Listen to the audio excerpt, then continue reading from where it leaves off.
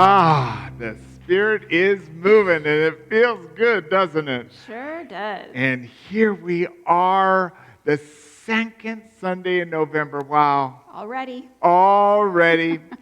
And as we move through this month, remembering that it is our month of elimination and release, we are going to have a 4-Sunday series on prosperity. Now, prosperity comes in so many ways, and it's important for us to realize that it's the consciousness of prosperity that's most important, isn't it? That's right.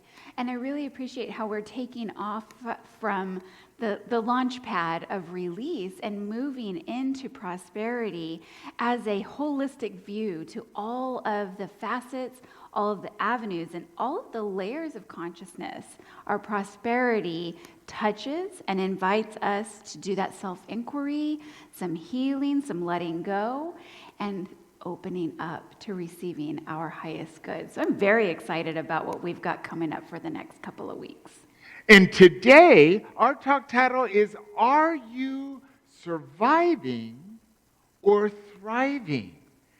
This is an important aspect of prosperity consciousness, and right off the bat, you need to know that there's nothing wrong with surviving. There's nothing wrong with thriving. There are options in our lives. Let's look at what that reveals for us. We're going to start with this wonderful quote from Robert Schuller. He was the minister of the Crystal Cathedral. He's written some powerful books on ministry. He says here, "It takes but one positive thought when given a chance to survive and thrive to overcome an entire army of negative thoughts." Mm-hmm. This is so important because to survive, we don't need a lot, we just need enough. And as we know from this global pandemic this year, we've been told to hunker down. Mm-hmm. And with that hunkering down, we've got enough, just enough. And we can get by, and we're kind of closed in, we're kind of safe, we're surviving. And isn't it great we've all survived? We're all here right now. To thrive means we open our heart to embrace any negative thought we have and launch into participating with God to move through those fears, move through those doubts, move through that lack, and arrive at a place where we're ready, willing to follow God's guidance in our lives. Yes, exactly. So, well, we're starting off this series. We're looking at how fear has been in our environment. It has been noise pollution, it's been news pollution, it's been family pollution. It's just been the topic of conversation. It's been over and over all of the reasons to hold on tight to what we have and to even hoard more of what we might need just in case. I mean, I know I wasn't the only one making those mad dashes to Sam's for extra toilet paper that I am still rolling through. No pun intended. But what we look at when we look at fear, we're looking at what we are choosing to believe. So what Robert Schuller is saying here is that we have this opportunity to take an examination of what we are holding in mind. And if it feels like it's on repeat every Sunday, it's because that's where the power is. It's in our thoughts. If we're feeling afraid, if we're feeling constricted, if we're feeling as though we are in lack in some way while we're in this void of what's becoming, what might be next, right? We have the opportunity to look at the thoughts that are associated with those fears. And if you're anything like me, there's a laundry list of reasons that I should be afraid. And the work lies in recognizing that, looking at fear, saying thank you for being here and keeping me in a place of survival, and to regain dominance over that and align in truth so we can move from surviving into the unlimited possibility of abundance in all aspects of our lives. And that is where we thrive. So really appreciate what we have from Thich Nhat Hanh, who is a Vietnamese Buddhist monk, and his specialty is mindfulness. I had to remind myself about that. And he says right here, fear keeps us focused on the past or worried about the future. If we can acknowledge our fear, we can realize that right now we are okay. Right now we are okay. We are in the pure presence of being in every moment. And we have that ultimate power to align our thoughts with that ultimate being, the co-creative power, the audaciousness of God's productivity in our life. And if we can look at fear, acknowledge it, it starts to take the tendrils out of us. It unleashes those hooks. It gets us off the track of what we wish would have been so we wouldn't be in the circumstances that we are right now, hoarding toilet paper and being afraid of what's going to be announced next from the outside world. And it keeps us from casting those fears into the future. It allows for us to be present right here, right now, and take stock of exactly how enriched we are, how blessed we are, how lucky we are to be in cohabitation with one another and on the precipice of what might be next as a wonderful adventure, because we are truly prosperous in all avenues of our lives. What do you think? I think you're spot on. And it's important to see here that fear is not something we're going to abolish from our lives. Fear is part of the human journey. Mm-hmm. But it's not very productive for us, or maybe it's very productive for producing fear to stay focused on our past or focused on the future and not being in the present moment at all. Mm-hmm. Because when we're in the present moment, we're actually right where God is. Mm-hmm. And there is no fear in God. God is love. God doesn't even see fear. So fear is just false evidence appearing real. We've heard that before. Sure. But fear is often, there's some things about fear that are very important to us, to guide us, to keep us safe. There's also the kind of fear that just freezes us or spins us out where we can't do anything else. Mm-hmm. And that brings us to this next quote, which is by Catherine Patterson, who's a writer of children's books, a great speaker, a really awesome woman. She says here, "To fear is one thing. To let fear grab you by the tail and swing you around is another." This is humorous, but it's humorous because we know exactly what she's talking about. Mm-hmm. So fear is fear. But when we let fear catapult us from where we are into a house of mirrors where everything reflected back to us is our fears, it becomes quite a party. And we feel the sorrow, we feel the anger, we get stuck and frustrated and confused. And it can take us, it's the roller coaster of fear. And if you don't know what it's like, hallelujah for you. Because I've done this many times in my life where I start fixating on a fear that might be from the past or very fearful about the next unknown. Mm-hmm.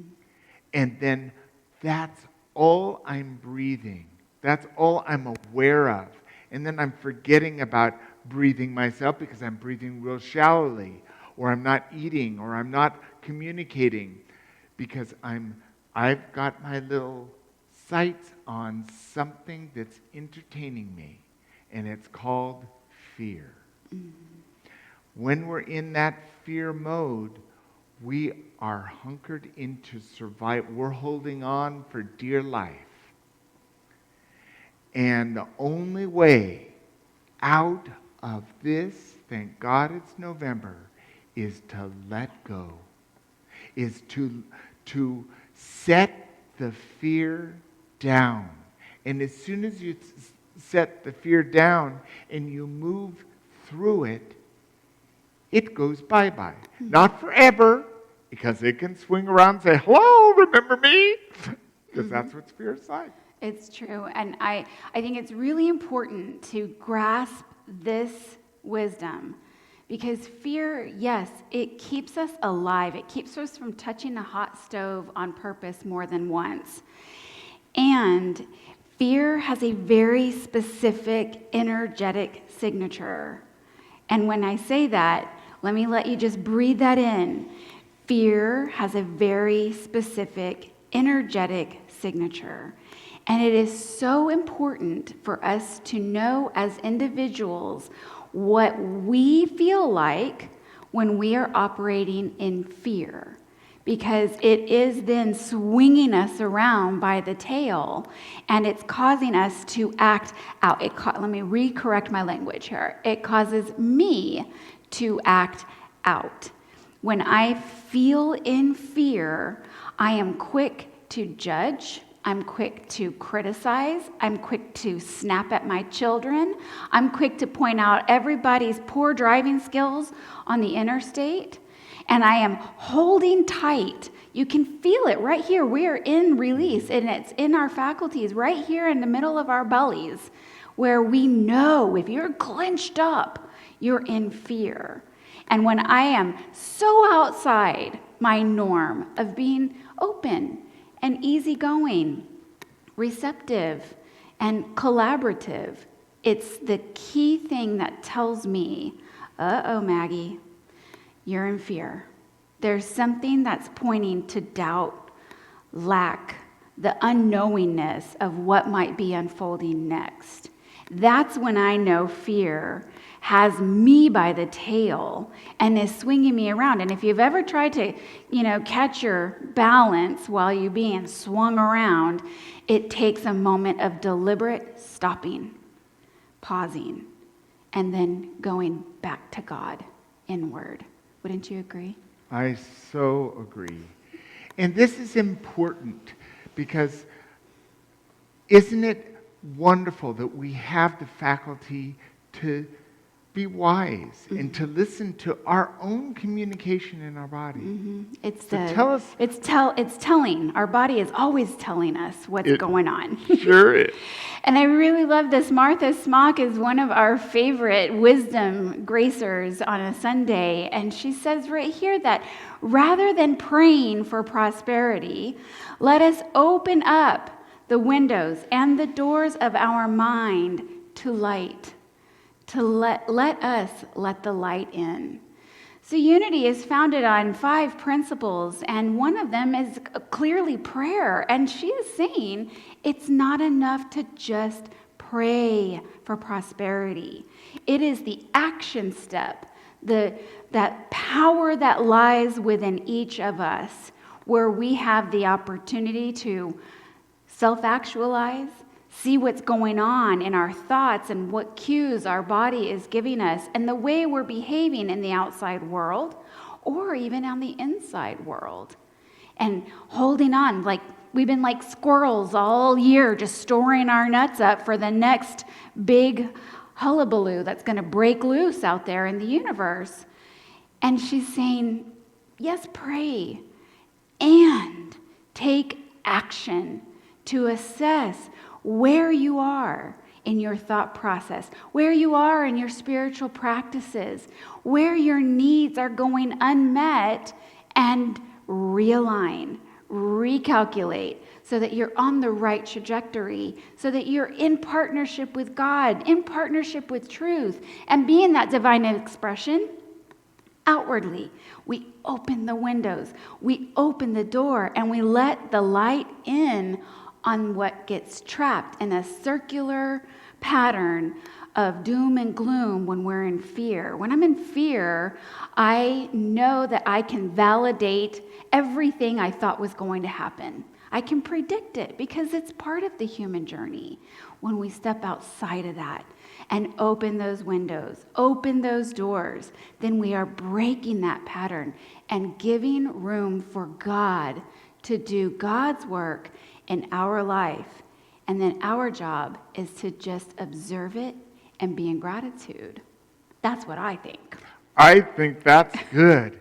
And an important aspect of what Martha Smock is saying here and what we know in unity is it's not just about the thoughts we think for prosperity, for abundance, for sustenance, for opportunity, creativity. We have to feel it. We have to allow the presence of being.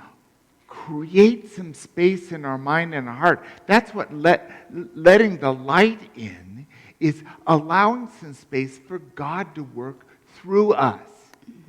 And feel it. How does it feel to be secure? How does it feel to be safe and vibrant and alive, enthusiastic and filled with lavish abundance of everything that we need? How does it feel to be satisfied? This is letting the light in. It's letting the light of what do we want? What's the biggest picture of what we want, and how does it feel? Because our best way to our prosperity consciousness, to abundance, to being one with God is to feel it. Let our imagination open up to the possibility. And that's using our fifth step of taking action and be it. And the only way we can be it in a huge, thriving way is to feel it in every cell of our being. Absolutely. And we want to close this talk today, but we'll be looking at the layers of prosperity consciousness throughout the rest of November. We turn to co-founder Charles Fillmore, and his wisdom shines this. When we think about the love of God, drawing to us the substance necessary for support and supply, that substance begins to accumulate all around us. And as we abide in the consciousness of it, it begins to manifest itself in all our affairs. So quite simply, this is Charles Fillmore speaking words to letting the light in. Letting the love of God, and that in truth, the only supply we have is God. God is our only supply. And when we're open to that, we find it everywhere around us. And that, I think, is thriving. That, I think, is prosperity beyond our wildest dreams. Step out on the water, release your faith. Every step is stronger. Step out on the water.